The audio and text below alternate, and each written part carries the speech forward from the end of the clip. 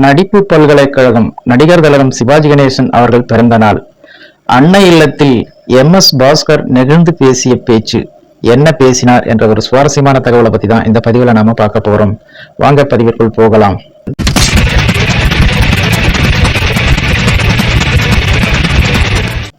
இந்திய சினிமாவின் நடிப்பு பல்கலைக்கழகம் என போற்றப்படுபவர் சிவாஜி கணேசன்.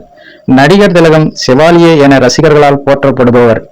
எந்த கதாபாத்திரம் கொடுத்தாலும் அந்த கதாபாத்திரமாகவே மாறிவிடும் சிறப்புடையவர் சிவாஜி கணேசன்.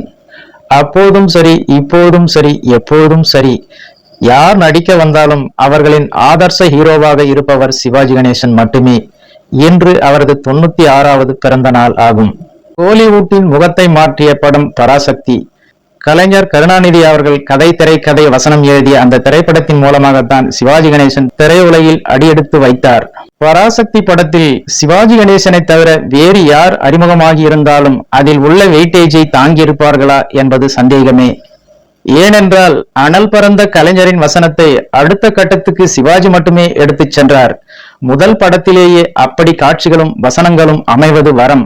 அது சிவாஜிக்கு கைகூடியது. அந்த கால மன்னர்கள் எப்படி இருந்திருப்பார்கள் என்பதை தெரிந்து கொள்ள பலருக்கும் ஆர்வம் இருப்பது உண்டு. ஆனால் யாரும் நேரில் பார்த்ததில்லை. சினிமாதான் அவர்களை அடையாளப்படுத்தி இருக்கிறது. அப்படி பலர் மன்னர்களாக நடித்திருந்தாலும் சிவாஜி தான் மன்னர்களுக்கு அடையாளமாக இருக்கிறார். வீரபாண்டிய கட்டபொம்மன், கர்ணன், ராஜராஜ சோழன், யாரை நினைத்தாலும் சிவாஜி தான் ரசிகர்கள் கண்முன்பு வந்து செல்வார்கள். நடிகர் திலகம் சிவாஜி கணேசனை போல் ஒரு நடிகர் இனி எங்குமே கிடைக்க மாட்டார். அது பெரும்பாலும் அனைவராலும் ஒத்துக்கொள்ளப்பட்ட உண்மை. ஆனால் சிவாஜி கணேசன் ஓவர் ஆக்டிங் செய்வார் என்ற விமர்சனமும் எழுந்தது உண்டு. அதற்கு இயக்குனர் மகேந்திரன் இப்படி பதில் சொல்கிறார். சிவாஜியை ஓவர் ஆக்டிங் என்று சொல்கிறார்கள். நான் அப்படி சொல்ல மாட்டேன். சிவாஜி கணேசனின் நடிப்புக்கு ஏற்ற கதையை இதுவரை யாருமே எழுதியது கிடையாது. அதற்கு உதாரணமாக சொல்ல வேண்டுமானால் சிவாஜி கணேசன் கேரக்டர் ஆர்டிஸ்டாக மாறிய பின்பு அவரது நடிப்பை பார்த்தால் புரியும். படையப்பா, தேவர் மகன், ஒன்ஸ் மோர், பூப்பறிக்க வருகிறோம் என அவர் குணச்சித்திர நடிகராக தோன்றிய படங்களில் ஒரு சீனில் கூட மிகை நடிப்பை இருக்காது. அதுதான் ஒரிஜினல் சிவாஜி கணேசன்.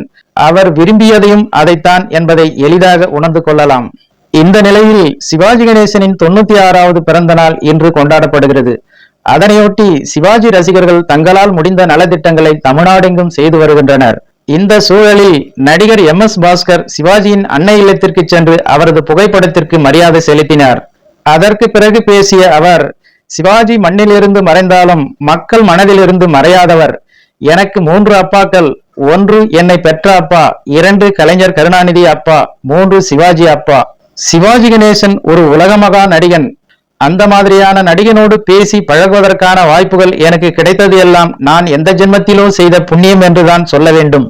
அவருடைய படமோ பாடலோ எதையாவது பார்த்துவிட்டுதான் நான் தினந்தோறும் வேலைக்கு கிளம்புவேன். அதனை பார்க்கும்போது அவ்வளவு உற்சாகம் எனக்குள் வரும்.